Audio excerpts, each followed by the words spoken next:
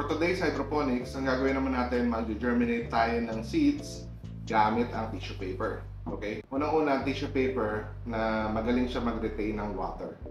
So, hindi siya agad nag-evaporate basta-basta. So, pag ginawa mo siyang moist, nananatili siyang moist hanggang 24 to 48 hours. So, perfect sa germination ng seeds. Ang importante lang naman, ma-moisten yung seeds para matanggal yung shell niya at makalabas yung ito sa loob. So, for seed germination gamit ang tissue, kuha lang kayo ng container na may takip. Usually, yung puting Tupperware na clear, yung nilalagyan ng mga bagay-bagay. Tapos lalagyan lang natin siya ng tissue. Nalatag lang natin. Ganyan. So after natin malatag, babasahin natin, moist natin yung tissue. So again, hindi kailangan nakalubog. Hindi kailangan lawang-lawa. So kung makikita nyo, na-sprayan lang siya ng tubig. Hindi siya yung tumutulo, hindi siya yung naglalawa, hindi siya lunod. Okay? Then, kukuha tayo ng seeds. Meron tayong seeds dito ng pechay. So, lagyan lang nasa table. Kita nyo. So, for this one, grabe. Bilog kasi. So, ilagay nyo lang yung seeds dito. Siguro mga 1 inch apart. Usually sa gilid.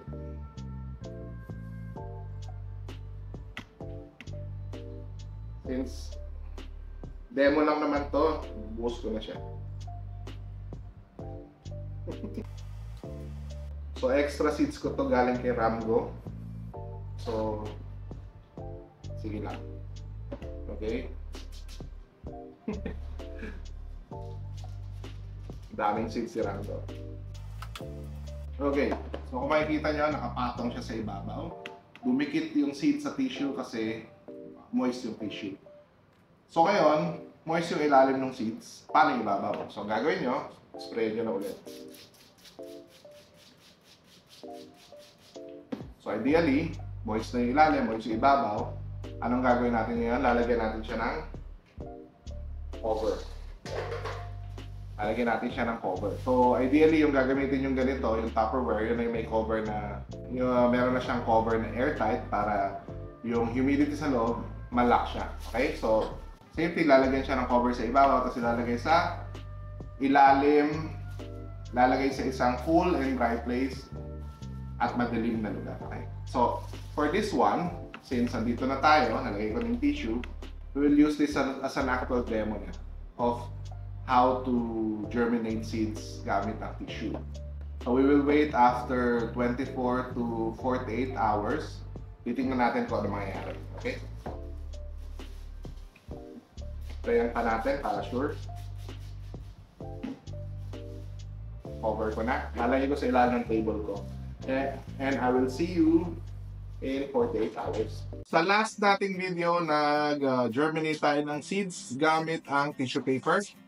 Okay, so ngayon, after 48 hours, checkin na natin kung ano nangyari. Okay, so nilagay ko siya dito sa ilalim ng aking table.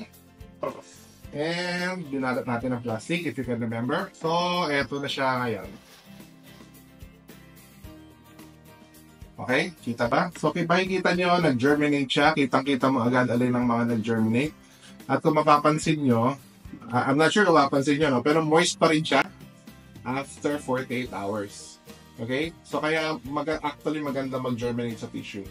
So, ano nang next step natin pagkatapos ito? So, you have to make sure na lagi siyang moist. So, basahin pa ulit, konti. And then, kuha ulit tayo ng ating styro cups. And then, lalagyan na natin ng coco peat. So, basically, parang minor transplant siya. Okay? So, lalagyan natin to ng coco peat na screened and sterilized na rin. Okay? So, same as last video, hanggang level lang siya, makikita nyo. Okay? And then, lalagyan natin ng konting lubog. Since nag-sprout na siya, so mas malaki yung ipapasok natin. So, gagawin natin since moist na siya, kurutin lang natin yung part na merong nag-germinate na seeds. So kahit kasama yung tissue, okay lang yan, wala problema. Okay? So, lalagay lang natin siya sa gitna. Tapos make sure na nakalawit yung pinakaulo niya. Okay? So tapos, sasara lang natin yung coco pit para ma-lock siya. Okay? Tapos after nito, pwede na siyang sprayan ulit. Moist na siya and then, diretso na siya sa seedling area or actually, pwede na siya dire-diretso sa grow box tulad nung ginawa natin nung last video. Okay, so makikita nyo, lahat halos ng seeds dito nag-germinate kasi maganda yung moisture retention ng tissue paper.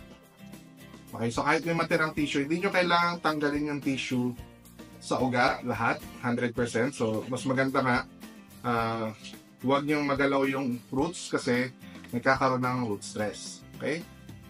So,